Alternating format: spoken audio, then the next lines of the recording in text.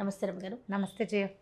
రమగారు, ప్రతి మనిషికి ఏదో ఒకటి చిన్న చితక కష్టం ఉంటుంది, సుఖం ఉంటుంది, సంతోషాలు ఉంటాయి, బాధలు ఉంటాయి. అవే కదా జీవితం అంటే.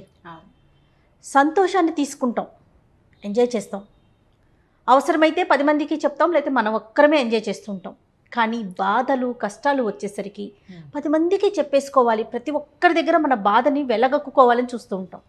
వాళ్ళ సింపతిని కొన్నిసార్లు ఎక్స్పెక్ట్ చేస్తాము, తర్వాత వాళ్ళ సలహాలు తీసుకుంటామో తీసుకోమో తెలియదు, కానీ మన బాధను మాత్రం చెప్పేసి చెప్పి చెప్పి చెప్పి వారికి విసుగు కలిగేలాగా, ఎవరైతే వింటారో వారికి విసుగు కలిగేలాగా క్రియేట్ చేసుకుంటాం.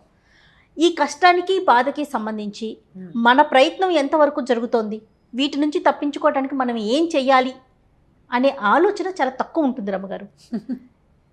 బహుశా మీరు చాలా మందిని వినుంటారు. ఉక్రోషము ఆక్రోశము ఈ రెండు ఉంటాయి. ఇప్పుడు సాధారణంగా ఇలాంటివి ఎప్పుడు ఉంటాయి జయ, జీవితంలో మనం అనుకున్నట్టుగా జరగకపోతే, అనుకున్న రకంగా జీవితం లేకపోతే, దానికి ఎవరైనా కారణం అవుతున్నారని అనిపిస్తే మనం ఆ ఉక్రోషాన్ని తట్టుకోలేకపోతాం. రమ్మగారు, అసలు ఎవరికైనా కూడా మనం ఏది అనుకుంటే అది అలానే జరిగిపోతుందా? జరగదు. ఎలా జరుగుతుంది? ఇప్పుడు నేను అక్కడికి వెళ్ళాలంటే నేను అక్కడికి వెళ్తా, నన్ను ఒకళ్ళు తీసుకెళ్ళాలనుకో నేనే వెళ్ళటం వేరు. అంతే కదా. జీవితంలో మనం చాలా వ్యవహారాలు ఎలా ఉంటాయంటే ఒక గ్రూప్ తోటి కలిసి ఉంటాయి.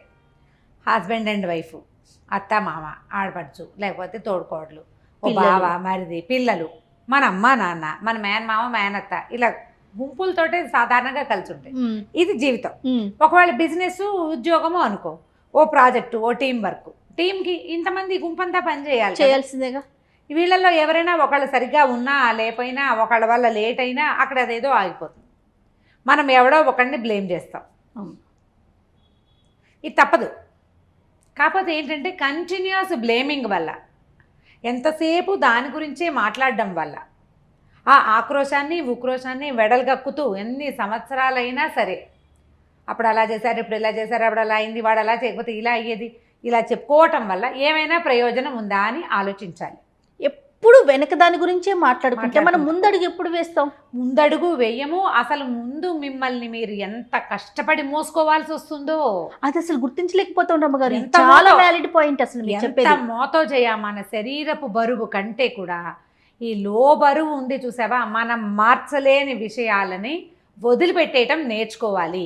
బా సూపర్ అండి. మరి వదిలిపెట్టద్దు, నువ్వు వదలవు, పట్టుకుంటావు, చెప్తావు ఆక్రోజు వెళ్ళకక్కుతావు, కచ్చా మండిపోతూ ఉంటుంది నీకు. దానివల్ల ఏం ప్రయోజనం ఉంది? మండితే ఇప్పుడు ఏ కట్టెకి నిప్పు ఉంటే అదే కదా కాలుతుంది.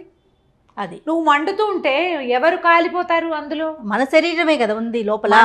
మన ఆరోగ్యం, మన మనస్సు, మన అవయవాలు, మనశ్శాంతి, మన తాలూకు భవిష్యత్తు, దాంతోపాటు మనతో క్లోజ్గా ఉండేవాళ్ళు ఉంటారు చూసావా, మన పిల్లలు, మన భర్త, లేదా మన ఆఫీస్ కొలీగ్స్, మనతో పాటు పనిచేసేవాళ్ళు, వీళ్ళంతా సఫర్ అవుతూ ఉంటారు. ఏంటి రమ్మగారు, ఇప్పుడు మన ప్రభావం వల్ల మన పక్కన ఉన్న వారు కూడా సఫర్ అవుతారంటారా? ఎందుకు ఎవరు జయ? నాకు ఎప్పుడు నిరంతరం ఉక్రోషము ఆక్రోషమే. నేను నవ్వను, హాయిగా ఉండను, దిల్ ఖోల్కే ఓపెన్గా మాట్లాడను.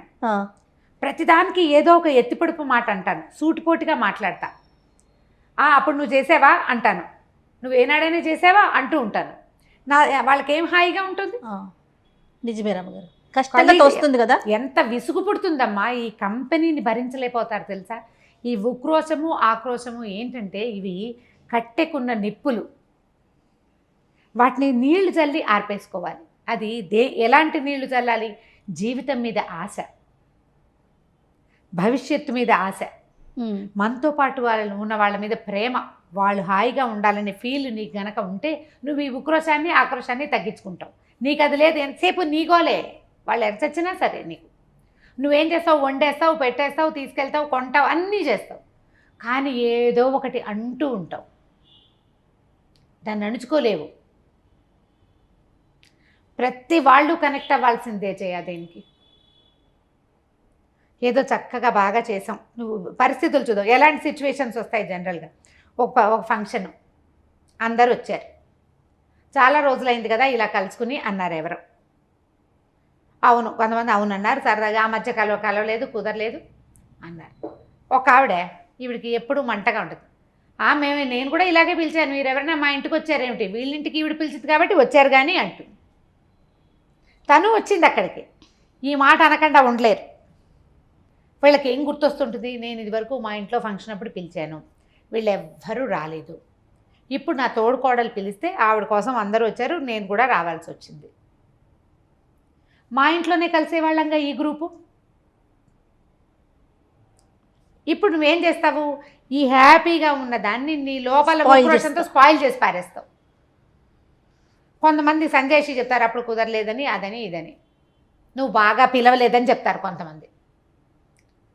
నువ్వు ఫోన్ చేసావు, ఫంక్షన్ పెట్టుకుంటున్నానన్నావు కానీ నువ్వు రావాలి తప్పకుండా, నన్ను పిలిచేవా, నువ్వు వెంటనే యుద్ధం వచ్చేస్తుంది. అంతేగా, అందరూ కామ్గా ఊరుకోలేకపోతారు గారమ్మ, ఊరుకోలేరు.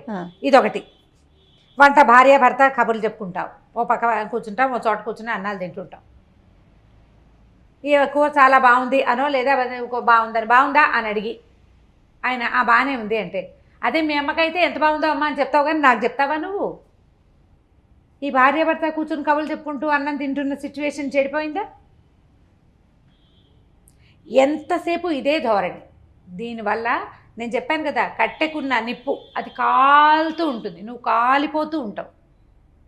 జీవితం అశాశ్వతమైనది కాదు రమ్మగారు. ఇప్పుడు ఈ టైప్ ఆఫ్ క్యారెక్టర్ ఉన్న వాళ్ళు అలా అనేసారు, మీ అమ్మనైతే నువ్వు మెచ్చుకుంటావు, నన్ను మాత్రం సింపుల్ గా బాగుందన్నావు అని అంటారనుకోండి, అక్కడితో వదిలేస్తారంటారా? అబ్బే ఎలా అవుతుంది?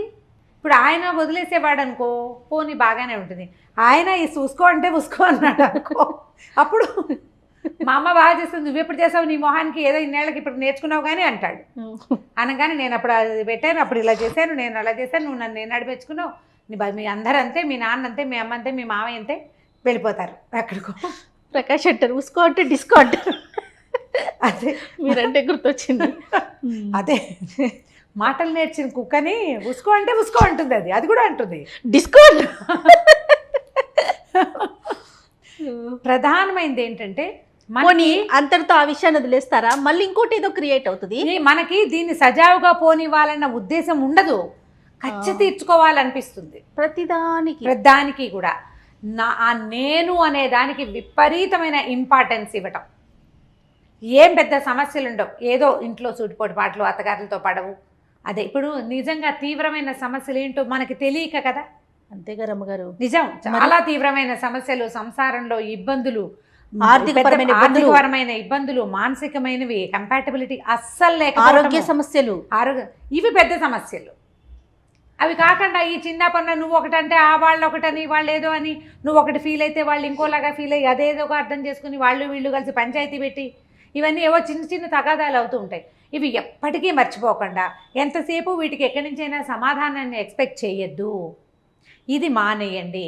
ఇప్పుడు మనం ఉన్న ప్రపంచం ఈ రోజున ఇవాళది రోజు హాయిగా ఉంచుకోవాలి, రేపటికి హాయిగా ఉండాలంటే, రేపు మనం హాయిగా ఉండాలంటే ఈ రోజుని హాయిగా ఉంచాలి. మన వల్ల చుట్టూ ఉన్న వాతావరణం అంతా కలుషితం స్పాయిల్ అయిపోతుంది అన్న ధోరణి మనం అలవర్చుకోవాలి. అంటే వాళ్ళందరూ బాధపడితే నేను నా బాధ లెక్కలేదా అంటావు నువ్వు, అదే కదా మన పాయింట్. అదే వస్తుంది, నీ బాధ లెక్క ఉంది, లెక్కెట్టావు 100 సార్లు అన్నావు, తీరుతుందా అది? ఎట్లా రమ్మగారు ఇప్పుడు ఈ టైప్ ఆఫ్ నేచర్ ఉన్న వాళ్ళు ఎలా మార్చుకోవాలి? నేను అదే చెప్తున్నా, తీరని వ్యవహారాలకి ఎందుకు బాధపడతాము? ఇప్పుడు నువ్వు 15 ఏళ్ల నుంచే 10 ఏళ్ల నుంచో నువ్వు మీ అత్తారింట్లో పడ్డావమ్మా, ఏదో చాలా బాధపడ్డావు, వాళ్ళు అలా ఉన్నారు, నిన్ను అన్నం పెట్టనివ్వరు, నీతో మాట్లాడనివ్వరు, నేను సరిగ్గా లెక్క పెట్టరు, బాగానే ఉంది, ఇంతే, ఇదే మన కథ. నువ్వు గంటల తరబడి చెప్తావు, గంటల తరబడి కౌన్సిలింగ్ కోసం వెళ్తావు, నువ్వు డిప్రెషన్లోకి కోరుకుపోతూ ఉంటావు. ఈ వీటి వల్ల ఏదైనా వెనకాల జరిగిపోయింది మార్చున్నా. నిన్నటి రోజుని నువ్వు మార్చగలవా? ఏది వెధవ, నిన్న రాత్రి మినపప్పు పోయితే పొద్దుటికి ఇడ్లీ ఉండదు కదా, ఉంటుందా? ఉండదు. రాత్రి నువ్వు మినపప్పు పోసుకుంటే పొద్దున ఇడ్లీ ఉంటుంది, అది నీటిలో పోస్తే పొద్దున ఇడ్లీ, లేకపోతే ఉండదు, లేదు, జరగదు. రాత్రి అది చేయకపోతే ఇది ఉండని పరిస్థితులు మనవి. నువ్వు ఇప్పుడు గంట సేపు ఇక్కడ ఆలోచిస్తే మాత్రం నువ్వు పోయేని మినపప్పు ఎలా నానుతుందో చెప్పు. ప్రాక్టికల్గా అదే కదా జయ. మరి నిన్న జరిగిపోయింది ఎలా మారుతుంది? మారదు. దాంట్లో మార్పు తెచ్చుకోవడానికి నువ్వేం చేస్తావు అనేది ఆలోచించు. నీ వంతు వాళ్ళు ఏమన్నా, ఎవరు ఏమన్నా సరే, ఒక నవ్వు పారేసి ఈ జనాలు ఇంతేననుకో, ఒక దెబ్బకి పోతుంది.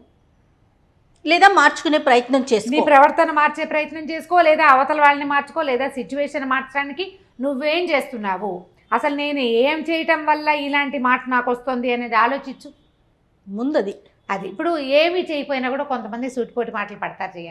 అవతల మనుషులు కూడా ఇదే ఏదో ఒక జాతి మనుషులు, మానవత్వం ఉన్నవాళ్ళు కాదు వాళ్ళు. అవును. తామసిక ప్రవృత్తిలో ఉన్న జనాల మధ్యలో మనం పడతాం, ఏదో సాధారణమైన వాళ్ళు. మనమేం మార్చలేము, చింతించద్దు దానికోసం.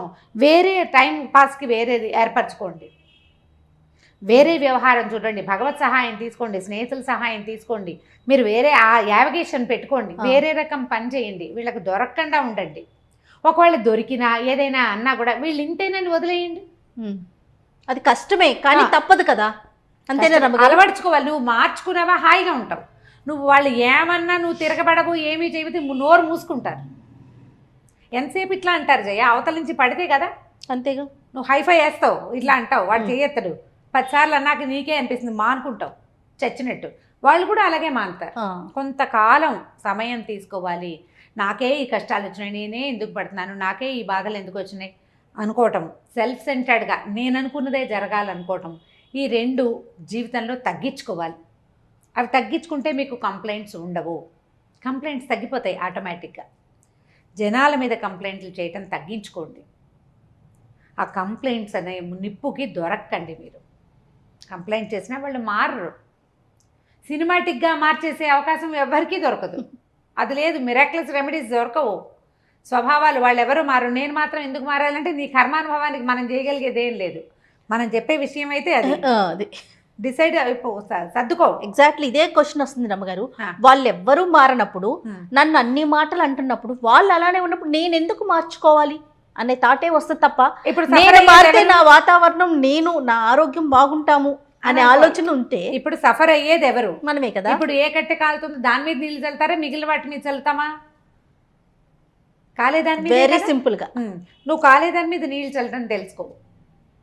ప్రధానమైంది ఈ ఎంతసేపు ఇవన్నీ ఆలోచించద్దు, వేరే యావిగేషన్స్ పెట్టుకోండి. ఓల్డ్ రకాల పనులు ఉన్నాయి, కొత్తవి నేర్చుకోండి, కొత్తవి చదవండి, ఎక్కడికైనా వెళ్ళండి, శుభ్రంగా నడవండి, కాస్త ఎక్సర్సైజ్ చేయండి. వేరే పనులు, ఒకవేళ మీకు పనులు రాకపోతే చక్కగా పని చేయటం నేర్చుకోండి. దానివల్లే మీరు ఇబ్బంది పడుతున్నారనుకో, చక్కగా పని చేయటం నేర్చుకోండి, దానికి ఎవరిదైనా సహాయం తీసుకోండి. ఈ కంప్లైంట్ ఉండదు కదా. ఒకటే మార్పు తెచ్చుకోవటం, వాళ్ళల్లో మార్పు వచ్చే విధంగా మనం ప్రవర్తించాలి, లేదా వదిలేయటం. అంతే, ఈ 2 మార్గాలు. అంతే తప్ప దాన్ని ఆలోచించి మీరు అన్నట్లుగా కాలిపోవద్దు. చెప్పుకొని అదే కాలిపోవద్దు. హాయిగా ఉండండి. మీతో ఉన్న వాళ్ళని, మీ క్లోజ్ రిలేటివ్స్ ఇంకా ఉంటారు. ఈ సూటిపోటు మాటల వాళ్ళు కాకుండా మీ సొంత పిల్లలు, సొంతంగా మీకు మీరు లేరు మరి. మనకి మనం ఉన్నాం కదా, మనకి మనం హాయిగా ఉండటానికైనా ఈ గోళాలు తగ్గించుకోవాలి. ఈ ఆక్రోశాలతోటే నీకు హాయిగా ఉందనుకో, అలా కాలుతూ ఉండటమే నీకు హాయిగా ఉంటే నువ్వు అలా ఒంటరి కట్టెగానే ఉండిపోతావు. నీకు ఎప్పుడు కంప్లైంట్లే. నీ పిల్లలు కూడా నీతో హాయిగా ఉంటారు. వాళ్ళు ఉన్న నాళ్ళు ఉంటారు, అవకాశం దొరికితే పారిపోతారు వాళ్ళు కూడా. అవునవును, మా అమ్మ ఎప్పుడు ఇంతేనండి, వాళ్ళు పారిపోతారు. అట్లా జనాలు పారిపోయే ప్రవర్తన పెట్టుకోకండమ్మా. సాధ్యమైనంత స్థిమితంగా ఉండడానికి ప్రయత్నం చేయండి. Super. Thank you so much రమ్మగారు. నమస్తే జయ.